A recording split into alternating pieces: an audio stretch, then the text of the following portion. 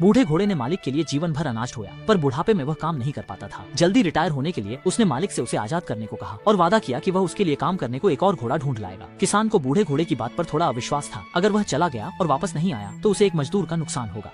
पर बूढ़े घोड़े के बार बार आश्वासन के बावजूद मालिक उसे अस्तबल से बाहर ले गया, उसकी गर्दन से रस्सी खोली और उसे आजाद कर दिया। घोड़े ने वादा किया कि वह उसके लिए एक नया घोड़ा ढूंढ लाएगा और फिर आंगन से चला गया। मालिक का घर छोड़ने के बाद बूढ़ा घोड़ा भूखा प्यासा नदी किनारे घास चरने और पानी पीने आया। उसने ऐसी आजादी और खुशी महसूस की जो उसने पहले कभी नहीं की थी।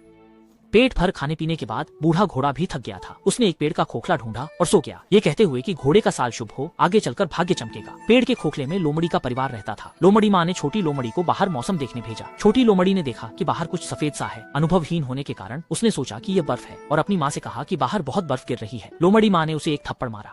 अभी तो भरी गर्मी है, बर्फ कैसे गिर सकती है। उसने दूसरी लोमड़ी को भेजा। उसने भी बाहर भारी बर्फबारी देखी। मादा लोमड़ी से रहा नहीं गया, वह खुद देखने गई। सच में एक सफेद चीज थी, पर चालाक लोमड़ी को कुछ गड़बड़ लगी। उसने गुफा के बगल में एक और छेद खोदा और बाहर निकली। सामने एक बड़ा भूरा घोड़ा था जिसने उनका बिल बंद कर रखा था।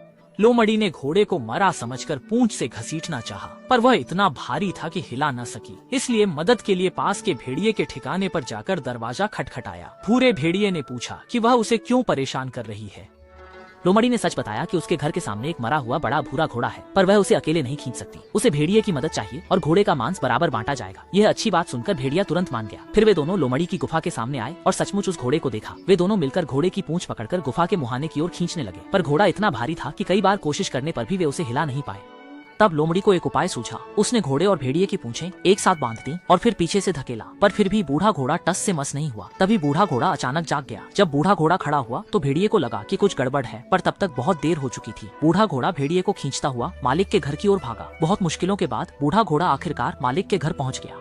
मालिक ने आंगन का दरवाजा खोला और बूढ़े घोड़े को अंदर आने दिया। मालिक को इस भेड़िए को देखकर एक तरकीब सूझी। उसने भेड़िए की खाल बाजार में बेची और उस पैसे से एक और घोड़ा खरीदा, जिससे उसका काम का बोझ कम हो गया।